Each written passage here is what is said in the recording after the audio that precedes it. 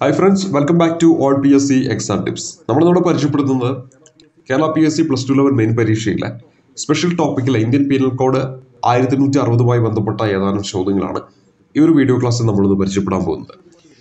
ഒന്നാമത്തെ ചോദ്യമായിട്ട് വരുന്നത്, ഇന്ത്യയിൽ ക്രിമിനൽ കുറ്റങ്ങൾ ചെയ്യുന്നവർക്ക് നൽകപ്പെടുന്ന ശിക്ഷയെ പറ്റി പ്രതിപാദിക്കുന്ന നിയമസംഹിത എന്നാണ് ഒന്നാമത്തെ ചോദ്യം. ഉത്തരം ഇന്ത്യൻ ശിക്ഷാ നിയമം 1860 അല്ലെങ്കിൽ ഇന്ത്യൻ പീനൽ കോഡ് 1860 ആണ്. നമ്മുടെ ടോപ്പിക് എന്ന് പറയുന്നത് ഇന്ത്യൻ പീനൽ കോഡ് 1860 ആണ്. ഇന്ത്യയിൽ ക്രിമിനൽ കുറ്റങ്ങൾ ചെയ്യുന്നവർക്ക് നൽകപ്പെടുന്ന ശിക്ഷയെ പറ്റി പ്രതിപാദിക്കുന്ന നിയമസംഹിതയാണ് ഇന്ത്യൻ പീനൽ കോഡ് 1860. രണ്ടാമത്തെ ചോദ്യം, ഇന്ത്യൻ ശിക്ഷാ നിയമത്തിന്റെ പിതാവ് ആരെന്നാണ്. ഇന്ത്യൻ ശിക്ഷാ നിയമത്തിന്റെ പിതാവ് എന്നറിയപ്പെടുന്നത് മെക്കാലെ പ്രഭുവാണ്. ഇന്ത്യൻ ശിക്ഷാ നിയമത്തിന്റെ പിതാവ് മെക്കാലെ പ്രഭുവാണ്. മൂന്നാം ചോദ്യം, ഇന്ത്യയിലെ ആദ്യത്തെ ലോ കമ്മീഷന്റെ ചെയർമാൻ ആരെന്നാണ്. ഉത്തരമായിട്ട് വരേണ്ടതും മെക്കാലെ പ്രഭുവാണ്. ഇന്ത്യയിലെ ആദ്യത്തെ ലോ കമ്മീഷന്റെ ചെയർമാൻ മെക്കാലെ പ്രഭുവാണ്. ഇന്ത്യയിൽ ആദ്യമായിട്ട് ലോ കമ്മീഷനെ നിയമിക്കുന്നത് 1835 ഇന്ത്യയിൽ ആദ്യമായിട്ട് നിയമിച്ച ലോ കമ്മീഷൻ റിപ്പോർട്ട് സമർപ്പിച്ചത് 1837 ഇന്ത്യയിൽ ആദ്യമായിട്ട് നിയമിച്ച ലോ കമ്മീഷന്റെ ചെയർമാൻ മെക്കാലെ പ്രഭുവാണ്. ഇന്ത്യൻ ശിക്ഷാ നിയമത്തിന്റെ പിതാവ് മെക്കാലെ പ്രഭുവാണ്.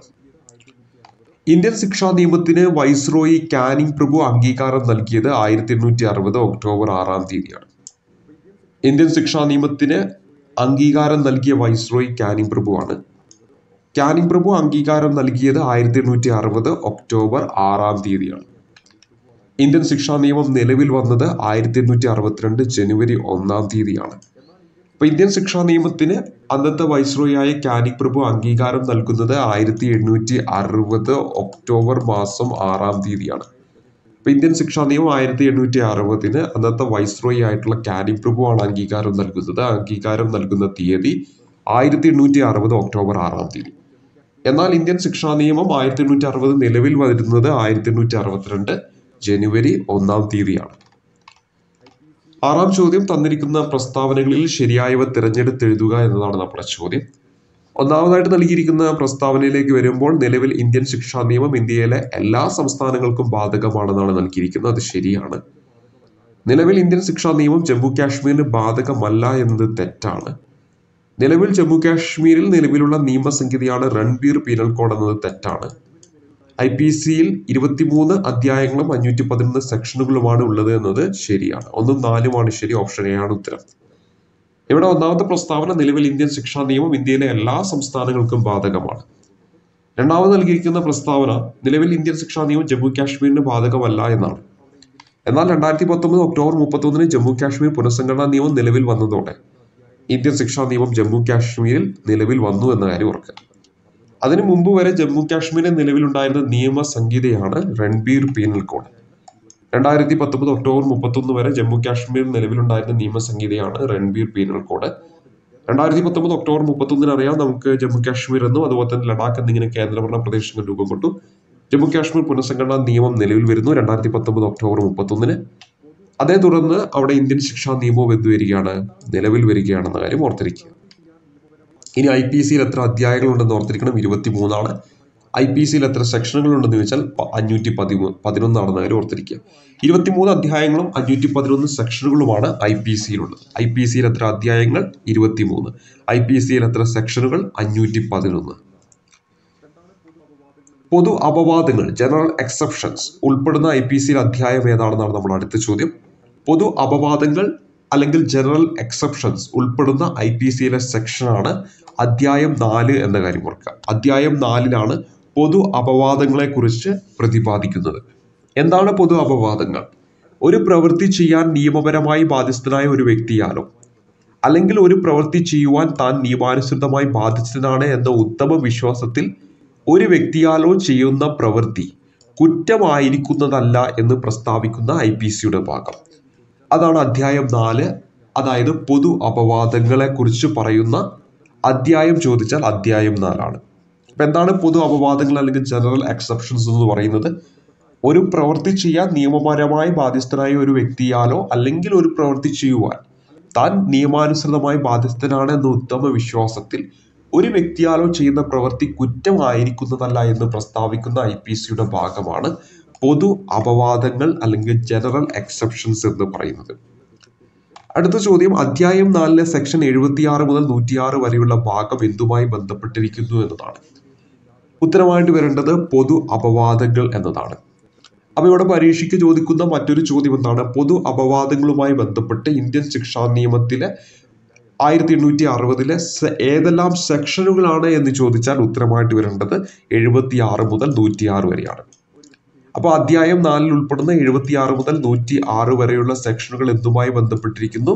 പൊതു അപവാദങ്ങളുമായി ബന്ധപ്പെട്ടിരിക്കുന്നു. പൊതു അപവാദങ്ങളുമായി ബന്ധപ്പെട്ട IPCയിലെ സെക്ഷൻ ചോദിച്ചാൽ ഉത്തരമായിട്ട് വരേണ്ടത് 76 മുതൽ 106 വരെയാണ്. അല്ലെങ്കിൽ ചോദിക്കാൻ IPCയിലെ 76 മുതൽ 106 വരെയുള്ള സെക്ഷനുകൾ എന്തുമായി ബന്ധപ്പെട്ടിരിക്കുന്നു? പൊതു അപവാദങ്ങളുമായി ബന്ധപ്പെട്ടിരിക്കുന്നു.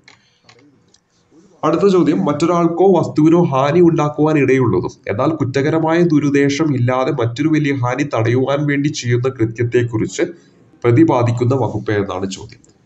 മറ്റൊരാൾക്കോ വസ്തുവിനോ ഹാനി ഉണ്ടാക്കുവാൻ ഇടയുള്ളതും എന്നാൽ എന്താണ് കുറ്റകരമായ ദുരുദ്ദേശം ഇല്ലാതെ മറ്റൊരു വലിയ ഹാനി തടയുവാൻ വേണ്ടി ചെയ്യുന്ന കൃത്യത്തെക്കുറിച്ച് പ്രതിപാദിക്കുന്നത് സെക്ഷൻ 81 അതായത് ഒരു വലിയ കുറ്റം തടയുന്നതിനോ ഒഴിവാക്കുന്നതിനോ വേണ്ടി ഒരു വ്യക്തി ചെയ്യുന്ന ചെറിയ കുറ്റം കുറ്റമായി പരിഗണിക്കേണ്ടതില്ല എന്നാണ് സെക്ഷൻ 81 അടിസ്ഥാന തത്വം. ഒരു വലിയ കുറ്റം തടയുന്നതിന് വേണ്ടിയിട്ട് അല്ലെങ്കിൽ ആ ഒരു കുറ്റം ഒഴിവാക്കുന്നതിന് വേണ്ടിയിട്ട് ഒരു വ്യക്തി ചെയ്യുന്ന ചെറിയൊരു കുറ്റം എന്താണ് ഒരു കുറ്റമായിട്ട് പരിഗണിക്കേണ്ടതില്ല എന്നാണ് സെക്ഷൻ 81 പറയുന്നത്. അപ്പൊ ഇവിടെ സെക്ഷൻ 81 ഉൾപ്പെടണമെങ്കിൽ ഇനി പറയുന്ന 3 കാര്യങ്ങൾ അവിടെ ഉണ്ടായിരിക്കണം. അതിൽ ഒന്നാമതായിട്ട് പറയുന്നത് മറ്റൊരാൾക്ക് ഉപദ്രവം ഉണ്ടാക്കണമെന്നുള്ള ക്രിമിനൽ ഉദ്ദേശമില്ലാതെ ആവണം ഒരാൾ ആ പ്രവൃത്തി ചെയ്യേണ്ടത്. രണ്ടാമത്തെ കാര്യം, ഈ പ്രവൃത്തി അയാൾ സതുദ്ദേശത്തോടെ ആയിരിക്കണം ചെയ്യേണ്ടത്. മൂന്നാമത്തെ കാര്യം, ഈ പ്രവൃത്തി അയാൾ ചെയ്യുന്ന മറ്റൊരു വലിയ ദോഷം തടയുന്നതിനോ ഒഴിവാക്കുന്നതിനോ ആയിരിക്കണമെന്ന് പറയുന്നു. അപ്പൊ ഈ 3 കാര്യങ്ങളുണ്ടെങ്കിൽ നമുക്ക് ഇതിൽ ഉൾപ്പെടുത്താം, സെക്ഷൻ 81 ഉൾപ്പെടുത്താൻ പറ്റും. അടുത്തത് 10ാമത്തെ ചോദ്യം, 7 വയസ്സിന് താഴെ പ്രായമുള്ള ഒരു കുട്ടി ചെയ്യുന്ന യാതൊന്നും കുറ്റമല്ല എന്ന് പ്രതിപാദിക്കുന്ന വകുപ്പാണ് സെക്ഷൻ 82. 7 വയസ്സിന് താഴെ പ്രായമുള്ള ഒരു കുട്ടി ചെയ്യുന്ന യാതൊന്നും കുറ്റമല്ല എന്ന് പ്രതിപാദിക്കുന്ന വകുപ്പ് സെക്ഷൻ 82. 11ാമത്തെ ചോദ്യം, 7 വയസ്സിനും 12 വയസ്സിനും ഇടയ്ക്ക് പ്രായമുള്ള ഒരു കുട്ടി തന്റെ അപക്വമായ ധാരണാശക്തിയാൽ ചെയ്യപ്പെടുന്ന ഒരു പ്രവർത്തിക്കും അയാൾ കുറ്റക്കാരനായിരിക്കില്ല എന്ന് പ്രതിപാദിക്കുന്ന വകുപ്പ് ഏതാണെന്ന് ചോദിച്ചാൽ സെക്ഷൻ 83. 7 വയസ്സിനും അതുപോലെ തന്നെ 12 വയസ്സിനും ഇടയ്ക്ക് പ്രായമുള്ള ഒരു കുട്ടി തന്റെ പക്വതയില്ലായ്മയാൽ ചെയ്യപ്പെടുന്ന പ്രവൃത്തിക്ക് അയാൾ കുറ്റക്കാരനായിരിക്കില്ല എന്നൊക്കെ പ്രതിപാദിക്കുന്ന വകുപ്പ് ഏതാണ്? സെക്ഷൻ 83 ആണെന്ന കാര്യം ഓർത്തിരിക്കുക. അപ്പൊ നമ്മൾ ആ ചോദ്യത്തിന്റെ ഉത്തരം സെക്ഷൻ 83. അവിടെ തന്നെ പറയുന്നു, 7 വയസ്സിന് മുകളിലുള്ളതും 12 വയസ്സിന് താഴെ പ്രായമുള്ളതുമായ കുട്ടികൾ എന്തെങ്കിലും കുറ്റകൃത്യം ചെയ്താൽ സെക്ഷൻ 83 പ്രകാരം അവർക്ക് ജനറൽ എക്സെപ്ഷന്റെ ഇളവിനായിട്ട് അപേക്ഷിക്കാൻ പറ്റും. എന്നാൽ ഈ അപേക്ഷിക്കുന്ന സമയത്ത് ഈ പറയുന്ന കുറ്റം ചെയ്യുന്ന അവസരത്തിൽ അവന്റെ പ്രവർത്തനങ്ങളുടെ സ്വഭാവവും ഫലങ്ങളും എന്താണ് വിലയിരുത്താനായിട്ട് കുട്ടിക്ക് വേണ്ടത്ര പക്വത കൈവന്നിട്ടില്ല എന്ന് അവിടെ തെളിയിക്കേണ്ടതുണ്ട്. എങ്കിൽ മാത്രമേ ഈ പറയുന്ന ജനറൽ എക്സെപ്ഷന്റെ ഇളവ് ലഭിക്കുകയുള്ളൂ എന്ന കാര്യം പ്രത്യേകം നോട്ട് ചെയ്യുക. ഇപ്പൊ ഇവിടെ 7 മുതൽ 12 വയസ്സിന് മുകളിലുള്ള കുട്ടി എന്തെങ്കിലും ഒരു കുറ്റം ചെയ്യുകയാണെങ്കിൽ, 7 വയസ്സിനും 12 വയസ്സിനും ഇടയിലുള്ള ഒരു കുട്ടി എന്തെങ്കിലും ഒരു കുറ്റം ചെയ്യുകയാണെങ്കിൽ സെക്ഷൻ 83 പ്രകാരം ജനറൽ എക്സെപ്ഷന്റെ ഇളവിനായിട്ട് അപേക്ഷിക്കാൻ പറ്റും. അവിടെ ആ ഒരു ഇളവ് ലഭിക്കണമെങ്കിൽ എന്താണ്, ഈ കുറ്റം ചെയ്യുന്ന അവസരത്തിൽ ആ കുട്ടി ചെയ്തിരിക്കുന്ന പ്രവർത്തനങ്ങളുടെ സ്വഭാവവും അതുപോലെ തന്നെ ഫലങ്ങളും വിലയിരുത്താനായിട്ട് ആ കുട്ടിക്ക് വേണ്ടത്ര പക്വത ഉണ്ടായിരുന്നില്ല എന്ന് തെളിയിക്കപ്പെടേണ്ടതുണ്ട് എന്ന കാര്യം ഓർത്തിരിക്കുക. 12ാമത് ചോദ്യം, ഭ്രാന്ത് ഒരു പൊതു അപവാദമായി കണക്കാക്കാമെന്ന് പ്രതിപാദിക്കുന്ന IPCയിലെ വകുപ്പ് സെക്ഷൻ 84. സെക്ഷൻ 84 ഭ്രാന്ത് ഒരു പൊതു അപവാദമായിട്ട്, അതായത് അധ്യായം 4 ഉൾപ്പെടുത്താം എന്ന് കണക്കാക്കുന്ന IPCയിലെ വകുപ്പാണ് സെക്ഷൻ 84. ഒരു കൃത്യം ചെയ്യുന്ന സമയത്ത് ചിത്തഭ്രമത്താൽ ആ പ്രവൃത്തിയുടെ സ്വഭാവമോ അല്ലെങ്കിൽ അയാൾ ചെയ്യുന്നത് നിയമവിരുദ്ധമാണെന്നോ തെറ്റാണെന്നോ മനസ്സിലാക്കാൻ കഴിവില്ലാത്ത ഒരാൾ ചെയ്യുന്ന യാതൊന്നും കുറ്റമാകുന്നതല്ല എന്ന് പ്രതിപാദിക്കുന്ന വകുപ്പാണ് ഉത്തരമായിട്ട് വരേണ്ടത് സെക്ഷൻ 84.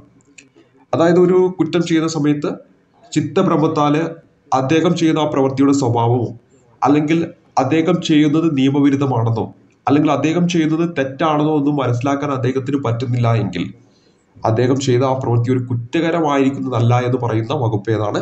സെക്ഷൻ 84. അപ്പോൾ ഭ്രാന്ത് ഒരു പൊതു അപവാദമായിട്ട് കണക്കാക്കാം എന്ന് പറയുന്ന IPCയിലെ വകുപ്പ് സെക്ഷൻ 84. 13ാമത്തെ ചോദ്യം സ്വമേധയല്ലാത്ത ലഹരിയെക്കുറിച്ച് പ്രതിപാദിക്കുന്ന വകുപ്പ് സെക്ഷൻ 85. സ്വമേധയല്ലാത്ത ലഹരിയെക്കുറിച്ച് പ്രതിപാദിക്കുന്ന സെക്ഷൻ എന്ന് വെച്ചിട്ടുണ്ടെങ്കിൽ ഉത്തരമായിട്ട് വരേണ്ടത് സെക്ഷൻ 85. IPCയിലെ സ്വമേധയല്ലാത്ത ലഹരിയെക്കുറിച്ച് പ്രതിപാദിക്കുന്ന സെക്ഷൻ ഏതാണ്? സെക്ഷൻ 85 ഒരുക്കുക. അതുമായി ബന്ധപ്പെട്ട കൃത്യമായിട്ടുള്ള കുറച്ച് കാര്യങ്ങളാണ് ഇവിടെ പറയുന്നത്. IPC സെക്ഷൻ 85 ബന്ധപ്പെട്ട് ശരിയായവ തിരഞ്ഞെടുക്കുക എന്നാണ് നമ്മുടെ ചോദ്യം. ഒരാൾ ഒരു പ്രവൃത്തി ചെയ്യുന്ന സമയത്ത് ലഹരി നിമിത്തം ആ പ്രവൃത്തിയുടെ സ്വഭാവം അറിയാനോ അയാൾ ചെയ്യുന്നത് തെറ്റാണോ അല്ലെങ്കിൽ നിമിത്തത്തിന് എതിരാണോ ആ ഒരു നിയമത്തിന് എതിരാണോ എന്ന് തിരിച്ചറിയാനോ കഴിവില്ലാതെ എന്തെങ്കിലും ചെയ്താൽ അയാൾ ആ കുറ്റത്തിന് ഉത്തരവാദിയാകില്ല എന്നത് സെക്ഷൻ 85 പറയുന്നു എന്നാണ് നമ്മുടെ ഒന്നാമത്തെ പ്രസ്താവന. അത് ശരിയാണ്. അപ്പോൾ സെക്ഷൻ 85 പ്രകാരം പറയുന്നു, ഒരാൾ ഒരു പ്രവൃത്തി ചെയ്യുന്ന സമയത്ത് ലഹരി നിമിത്തം ആ പ്രവൃത്തിയുടെ സ്വഭാവം അദ്ദേഹത്തിന് അറിയുന്നില്ല, അതോടൊപ്പം തന്നെ അയാൾ ചെയ്യുന്നത് തെറ്റാണോ എന്ന് അറിയുന്നില്ല, അല്ലെങ്കിൽ നിയമത്തിന് എതിരാണോ എന്നും അദ്ദേഹത്തിന് തിരിച്ചറിയാൻ പറ്റുന്നില്ല. അങ്ങനെ അയാൾ ചെയ്യുന്ന ഒരു പ്രവൃത്തിയാണെങ്കിൽ അത് ഒരു കുറ്റമായിട്ട് അവിടെ പരിഗണിക്കപ്പെടുന്നില്ല എന്നാണ് ഇവിടെ പറയുന്നത്. എന്നാൽ ഇനി കൃത്യമായിട്ട് ഓർത്തിരിക്കണം, ഇതൊരു കുറ്റമായിട്ട് പരിഗണിക്കപ്പെടുന്നില്ല എന്ന് പറയുമ്പോഴും അവിടെ കൃത്യമായിട്ട് ഓർത്തിരിക്കേണ്ട ഒരു പോയിന്റാണ് രണ്ടാമത്തെ സ്റ്റേറ്റ്മെന്റിൽ നൽകുന്നത്. കുറ്റവാളി ലഹരിക്കടിമയായ വസ്തു അയാളുടെ അറിവില്ലാതെ അല്ലെങ്കിൽ സ്വന്തം ഇഷ്ടത്തിന് വിരുദ്ധമായി അയാൾ നൽകിയതാവണം. അപ്പൊ ഇങ്ങനെ ഒരു ലഹരി ഉപയോഗിച്ചുകൊണ്ട് എന്തെങ്കിലും ഒരു കുറ്റം ചെയ്യുമ്പോൾ അതൊരു കുറ്റമല്ല എന്ന് പറയണമെങ്കിൽ ആ ലഹരി ഉപയോഗിച്ച ആ ഒരു കുറ്റവാളി, ലഹരിക്കടിമയായ ആ ഒരു കുറ്റവാളി, അദ്ദേഹം ആ ഒരു ലഹരി ഉപയോഗിക്കണമെങ്കിൽ അദ്ദേഹം ഉപയോഗിച്ച ആ ഒരു ലഹരി എന്താണ്? അദ്ദേഹത്തിന്റെ സ്വന്തം ഇഷ്ടത്തിന് വിരുദ്ധമായിട്ട് അയാൾക്ക് നൽകിയതാവണമെന്നും കൂടെ ഓർത്തിരിക്കുക. ഇനി മൂന്നാമതായിട്ട് പറയുന്നത്, സ്വമേധയായുള്ള മദ്യപാനം ഒരു തരത്തിലും ഒരു പ്രതിരോധമായിട്ട് ഉന്നയിക്കാൻ കഴിയില്ല. സെക്ഷൻ 85 പ്രകാരം ഡിഫൻസ് ആയിട്ട് ഉന്നയിക്കാൻ കഴിയുന്നത് മനഃപൂർവ്വമല്ലാത്ത മദ്യപാനം അല്ലെങ്കിൽ ലഹരി മാത്രമാണെന്ന കാര്യം ഓർത്തിരിക്കുക. ഇവിടെ നമ്മളെ ഒന്നാമതായിട്ട് 13ാമതായിട്ട് പരിചയപ്പെട്ടതാണ് സ്വമേധയല്ലാത്ത ലഹരിയെക്കുറിച്ച് പ്രതിപാദിക്കുന്ന വകുപ്പ് ഏതാണ്? അത് 85 ഉത്തരമായിട്ട് വരേണ്ടത്. അതുമായി ബന്ധപ്പെട്ട കുറച്ച് പോയിന്റുകളാണ് പറഞ്ഞത്. ഒന്നാമതായിട്ട് പറയുന്നത്, ഒരാൾ ഒരു പ്രവൃത്തി ചെയ്യുന്ന സമയത്ത് ലഹരി നിമിത്തം ആ പ്രവൃത്തിയുടെ സ്വഭാവം അറിയത്തില്ല, അയാൾ ചെയ്യുന്നത് തെറ്റാണോ എന്ന് അറിയത്തില്ല, അല്ലെങ്കിൽ നിയമത്തിന് എതിരാണോ എന്നൊന്നും അദ്ദേഹത്തിന് തിരിച്ചറിയാൻ പറ്റുന്നില്ല. അങ്ങനെയാണെങ്കിൽ അയാൾ ചെയ്തിരിക്കുന്ന ആ പ്രവൃത്തി എന്താണ്?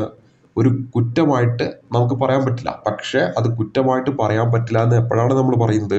ആ കുറ്റവാളി, ആ ലഹരിക്കടിമയായിട്ടുള്ള ആ ഒരു വ്യക്തി, അയാൾക്ക് ആ ലഹരി ലഭിക്കുന്നത് അയാളുടെ ഇഷ്ടത്തിന് വിരുദ്ധമായിട്ടായിരിക്കണം. എങ്കിൽ മാത്രമേ നമുക്കിവിടെ പറയാൻ പറ്റുള്ളൂ അദ്ദേഹം ഒരു കുറ്റക്കാരനല്ല എന്ന്. കൃത്യമായിട്ട് പറയുന്നു, സെക്ഷൻ 85 പ്രകാരം ഒരു ഡിഫൻസ് ആയിട്ട് ഉന്നയിക്കാൻ കഴിയുന്നത് എപ്പോഴാണ്? മനഃപൂർവ്വമല്ലാത്ത മദ്യപാനം അല്ലെങ്കിൽ ലഹരി മാത്രമാണ്. ഇവിടെ നമ്മൾ ഉത്തരമെല്ലാം ശരി എന്നാണ്. നാലാമത്തതാണ് നമ്മൾ ഉത്തരം.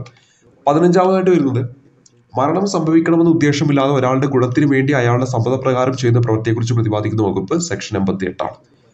മരണം സംഭവിക്കണമെന്ന ഉദ്ദേശമില്ലാതെ ഒരാളുടെ ഗുണത്തിന് വേണ്ടിയിട്ട് അയാളുടെ സമ്മതപ്രകാരം ചെയ്യുന്ന പ്രവൃത്തിയെക്കുറിച്ച് പ്രതിപാദിക്കുന്ന വകുപ്പ് സെക്ഷൻ 88.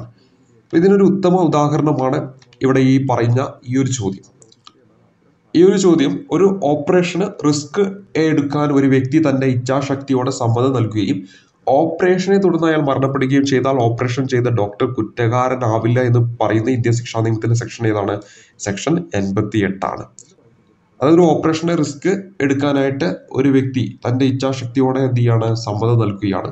ഓപ്പറേഷനെ തുടർന്ന് അയാൾ മരണപ്പെടുകയോ ചെയ്തിട്ടുണ്ടെങ്കിൽ ഓപ്പറേഷൻ ചെയ്ത ഡോക്ടർ അവിടെ എന്തല്ല? കുറ്റക്കാരനാവില്ല എന്ന് പറയുന്ന ഇന്ത്യൻ ശിക്ഷാ നിയമത്തിലെ സെക്ഷനാണ് സെക്ഷൻ 88 എന്ന കാര്യം ഓർക്കുക. അതാണ് ഇവിടെ പറയുന്നത്, മരണം സംഭവിക്കണമെന്ന ഉദ്ദേശമല്ലാതെ ഒരാളുടെ ഗുണത്തിന് വേണ്ടിയിട്ട് അയാളുടെ സമ്മതപ്രകാരം ചെയ്ത പ്രവൃത്തിയെക്കുറിച്ച് പ്രതിപാദിക്കുന്ന വകുപ്പാണ് സെക്ഷൻ 88. ഇവിടെ സെക്ഷൻ 88 പ്രകാരം ഡിഫൻസ് ആയിട്ട് ഉന്നയിക്കപ്പെടണമെങ്കിൽ ആവശ്യമായിട്ടുള്ള ഘടകങ്ങൾ ഏതെല്ലാം എന്ന് ചോദിച്ചാൽ അവിടെ പറയുന്ന ഘടകങ്ങളൊന്ന് ഓർത്തിരിക്കുക. ഒന്ന്, പരിക്കേറ്റ വ്യക്തിയുടെ പ്രയോജനത്തിന് വേണ്ടിയായിരിക്കണം കുറ്റകരമായ പ്രവൃത്തി ചെയ്തത് എന്ന കാര്യം ഓർക്കുക. അപ്പൊ നമ്മൾ ആ ഡോക്ടറിന്റെ എക്സാമ്പിൾ തന്നെ എടുക്കുകയാണെങ്കിൽ, പരിക്കേറ്റ് ഒരു വ്യക്തി ഡോക്ടറിന്റെ അടുത്തേക്ക് വരുമ്പോൾ അദ്ദേഹത്തിന് ജീവൻ രക്ഷിക്കാൻ വേണ്ടിയിട്ടാണ് ഡോക്ടർ അവിടെ എന്തെങ്കിലുമൊക്കെ സർജറി ഒക്കെ ചെയ്യുന്നത്. അപ്പൊ എന്താണ്? പരിക്കേറ്റ വ്യക്തിയുടെ പ്രയോജനത്തിന് വേണ്ടിയിട്ടാണ് അവിടെ ആ ഒരു പ്രവൃത്തി ചെയ്യുന്നത് എന്ന കാര്യം ഓർത്തിരിക്കുക. 2, ഹാനി ഉണ്ടാക്കുന്ന പ്രവൃത്തി ആ ഉപദ്രവം അനുഭവിക്കാനുള്ള വ്യക്തിയുടെ സമ്മതത്തോടു കൂടിയായിരിക്കണം ചെയ്തത് എന്നാണ്. അപ്പൊ രണ്ടാമതായിട്ട് പറയുന്നത്, ഈ ഒരു സെക്ഷന്റെ ഉള്ളിൽ വരണമെങ്കിൽ ഹാനി ഉണ്ടാക്കുന്ന പ്രവൃത്തി എന്താണ്? ആ ഉപദ്രവം അനുഭവിക്കാനുള്ള വ്യക്തിയുടെ സമ്മതത്തോടു കൂടിയായിരിക്കണം ചെയ്യുന്നത്. അപ്പൊ നമ്മൾ ഓപ്പറേഷനൊക്കെ ചെയ്യുന്ന സമയത്ത് സമ്മതപത്രം എഴുതി മേടിക്കാറുണ്ട്. അപ്പൊ ആ സമ്മതത്തോടു കൂടിയാണ് ഡോക്ടർ അവിടെ ഓപ്പറേഷൻ ചെയ്യുന്നത്. മൂന്നാമത് വരുന്നത് ഹാനി ഉണ്ടാക്കുന്ന പ്രവൃത്തി ആ വ്യക്തിയുടെ പ്രയോജനത്തിനായി സതുദ്ദേശത്തോടെ ആയിരിക്കണം ചെയ്തത്.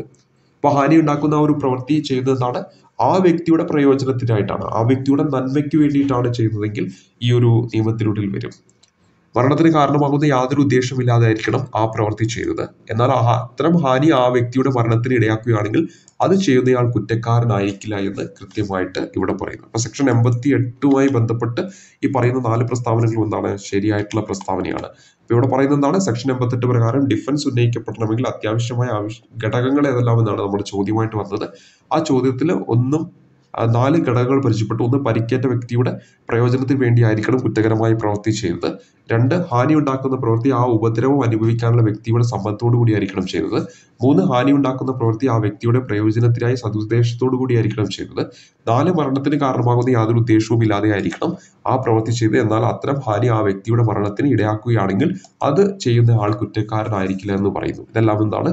സെക്ഷൻ 88 ബന്ധപ്പെട്ടിട്ടാണ്. അവിടെ തന്നെ ഏറ്റവും ഇമ്പോർട്ടൻ്റ് ആയിട്ട് ഒന്ന് പറഞ്ഞു, ഒരു ഓപ്പറേഷന് റിസ്ക് എടുക്കാൻ ഒരു വ്യക്തി തന്റെ ഇച്ഛാശക്തിയോട് സമ്മതം നൽകുകയും ഓപ്പറേഷനെ തുടർന്ന് അയാൾ മരണപ്പെടുകയും ചെയ്താൽ ഓപ്പറേഷൻ ചെയ്ത ഡോക്ടർ കുറ്റക്കാരനായിരിക്കില്ല എന്ന് പറയുന്ന ഇന്ത്യൻ ശിക്ഷാ നിയമത്തിലെ സെക്ഷനാണ് സെക്ഷൻ 88 എന്ന കാര്യം ഓർത്തിരിക്കുക. ഇത്തരം കാര്യങ്ങളാണ് ഇന്നത്തെ ഈ ഒരു വീഡിയോ ക്ലാസ്സിൽ ഉൾക്കൊള്ളിച്ചിരിക്കുന്നത്. വളരെ പ്രധാനപ്പെട്ട 17ഓളം ചോദ്യങ്ങൾ പരിചയപ്പെട്ടു. അതിന്റെ തുടർച്ചയായിട്ട് നമുക്ക് വരുന്ന ക്ലാസ്സിലൂടെ ബാക്കി കാര്യങ്ങളൊക്കെ പരിചയപ്പെടാം. അതുവരേക്കും നന്ദി, നമസ്കാരം.